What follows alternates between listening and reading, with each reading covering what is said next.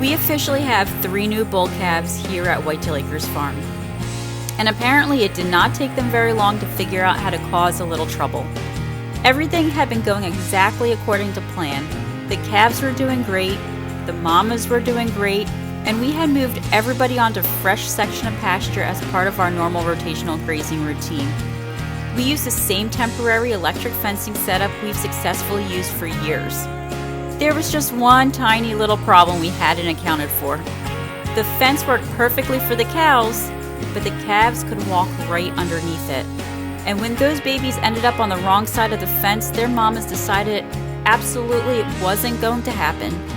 And that's when our peaceful little rotational grazing plan went completely out the window. But before we could get to that little adventure, we have to show you the newest additions to the farm because we now officially have 3 baby bull calves. All 3 of our mamas have now calved, everybody is doing well, and it's been so much fun watching these little guys out on pasture with the herd. There's just something about having baby calves running around that makes checking cattle a little bit more entertaining. They're curious, they're playful, they're still learning how everything works. And as we were about to discover, they are also very good at finding weaknesses in our systems.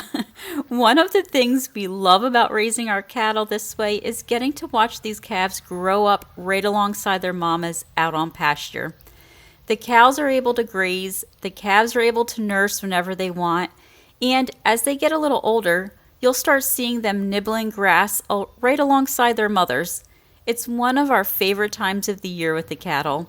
But 3 new calves also means 3 little animals who don't necessarily understand boundaries that we've established around the farm yet, and that became very important this week.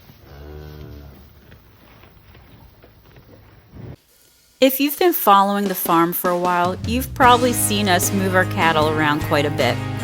We practice rotational grazing, which basically means the cattle don't just have unrestricted access to every pasture all season long. Instead, we move them between different grazing areas. They'll spend some time eating down one section, and then we'll move them onto fresh pasture and give that previous section a chance to rest. And the rest period is really important. Once the cattle are moved off, the grass gets a chance to recover, put on new growth, and establish itself before the cows come back. If we allowed the cattle to continuously graze the same areas, they would naturally keep going back to the plants that they like best and eat the new growth over and over again. So managing where they're grazing helps us make better pasture available for them. And temporary electric fencing gives us a lot of flexibility with that. We use step-in post and electric rope to create temporary boundaries. We've been doing this for several years now, and this particular step has worked really well for us.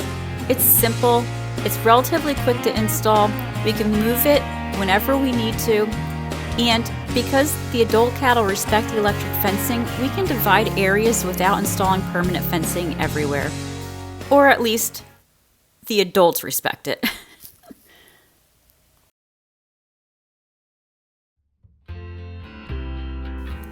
This particular grazing area sits right alongside one of our hay fields, and that's an important distinction.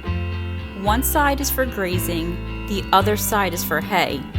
The cattle are allowed to eat what's in the grazing area.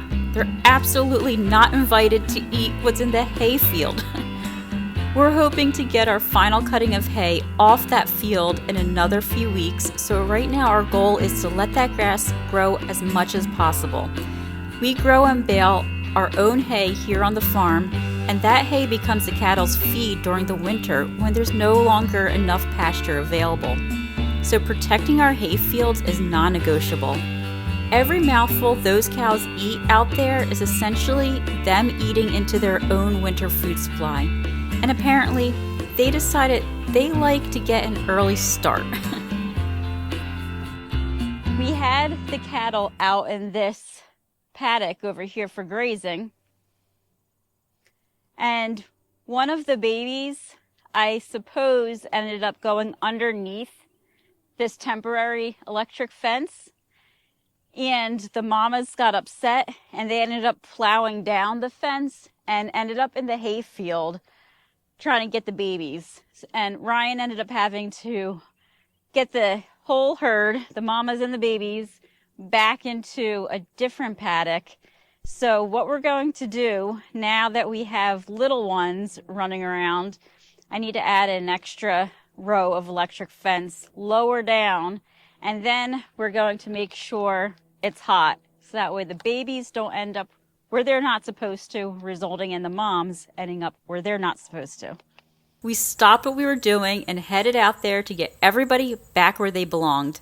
And unfortunately, we don't have a video of that part. Normally, we're pretty good about grabbing a camera when something interesting happens out here, but when you suddenly realize your cattle are standing in a hayfield they're not supposed to be in, filming isn't exactly a priority. So we were surprised, we were in a hurry, and we just needed to get the cattle moved. So we ushered everybody out of the hayfield and into another secure area while we tried to figure out what had happened, because the big question was, how did they get through that electric fence? Once we started looking at everything, the answer became pretty obvious. The electric rope itself hadn't failed. The problem was the height. We had the rope positioned at a height that works very well for our adult cows. For a full-grown cow, that electrified rope is right there in their path. They know what it is, they've learned to respect it, and they generally don't challenge it. But look at the size of the calves. The rope was high enough for these little guys so they could essentially say, "Fence? What fence?" and walk right underneath it. They apparently ended up over here in the hayfield while their mothers were still out on the grazing side. And if you know anything about mama cows, you probably know where this story is headed. Once the calves were separated from them, the mamas panicked, and at that point, that single strand of electric rope wasn't going to stop a determined mother from getting to her calf. So the babies went underneath and the mamas went through it. Mystery solved. So now we knew exactly what needed to change. We grabbed another spool of electric rope and decided to add an entire second row along the existing step-in posts. And of course, this isn't a cute little 50-foot section of fence. This runs along a pretty good stretch of field. So we started at one end and worked our way down, adding that lower strand at a height the calves wouldn't be able to simply stroll underneath. While we were doing that, we also went over the original strand. If we're going to fix it, we might as well make sure everything is right. We tightened the original rope, checked the posts, made sure everything was snug and secure, and eliminated any unnecessary slack. Because one thing we've learned over and over again is that temporary systems still need maintenance. Just because something worked perfectly yesterday or even the last few years doesn't mean you can stop checking it. And in this case, there wasn't necessarily anything wrong with our system. Our circumstances changed. We suddenly had 3 much smaller animals in the herd. The fence was perfectly adequate for our adult cattle, but not adequate enough for the calves. That's farming. Sometimes the solution isn't reinventing everything. Sometimes it's just recognizing what changed and adapting your system to it.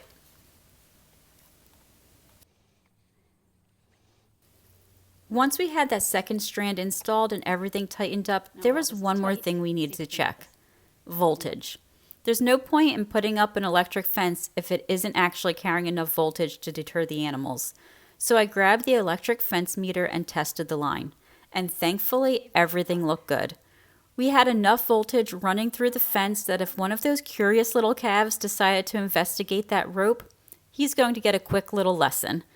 Nothing that's going to hurt him, of course, just enough of a zap for him to think, you know what, I don't think I need to go over there after all. And that's exactly what we want. Electric fencing works largely because the cattle learn to respect the boundary. Once they understand that touching that rope is unpleasant, most of them decide the grass on the other side isn't quite worth it. Now we just need to get everybody back over where they belong. And that looks like it's about 4,000 as well.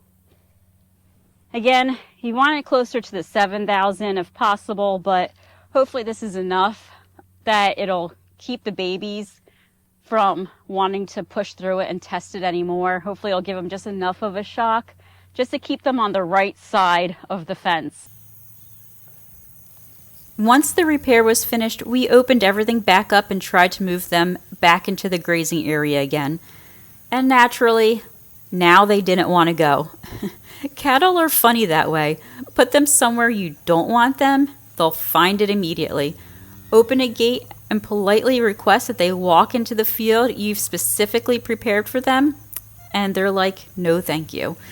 The mamas were being stubborn and hesitant to go where we were directing them, and we really didn't want to turn this into a big stressful cattle moving event, especially with young calves involved. So we pulled out one of our favorite forms of bovine persuasion, sweet grain.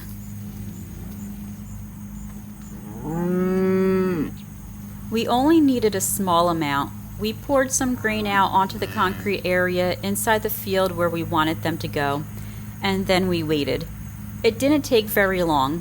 One of them smelled it, then another one realized somebody else knew something she didn't, and suddenly that field they had absolutely no interest in entering 5 minutes earlier had become the most exciting place on the entire farm. They made their way in, the calves followed their mamas, we got everybody situated, and finally we were back on track.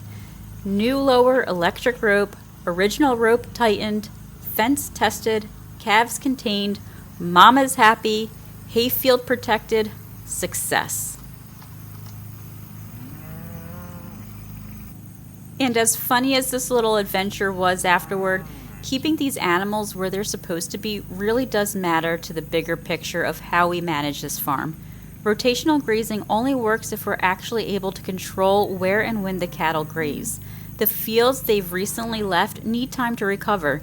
The field they're currently in needs to provide them for good forage. And our hayfields need to stay protected so they can continue growing until we're ready for that next cutting. Because in a few months, all of this green pasture is going to look very different. We'll be feeding hay through the winter, and we'll be very thankful for every bale we're able to put away now. That's why we grow and bale as much of our own hay as we can. We're essentially taking what the farm produces during the growing season and storing it away to sustain these animals when the grass isn't growing. So, 3 cows deciding to have the all-you-can-eat buffet in the hayfield is not part of our winter feeding plan. And thankfully we caught them quickly. We figured out exactly what had happened, and the fix itself was pretty simple.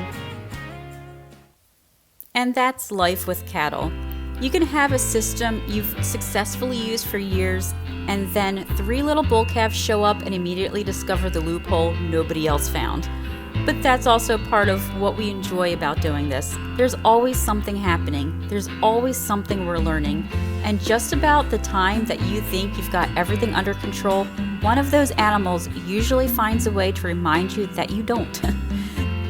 We're just thankful we happened to drive past when we did. Everybody was safe, the hayfield wasn't damaged, and we've now got a much more calf-friendly temporary fence in place. And these 3 little guys are back where they belong with their mamas. If you've been enjoying following along as we learn, grow, and work our way through another season here at Whitetail Acres Farm, make sure you're subscribed because there's plenty more happening around here. And if you've enjoyed watching 3 baby calves completely dismantle our perfectly good grazing system, give this video a thumbs up. Thanks so much for spending part of your day here with us. We'll see you on the next one.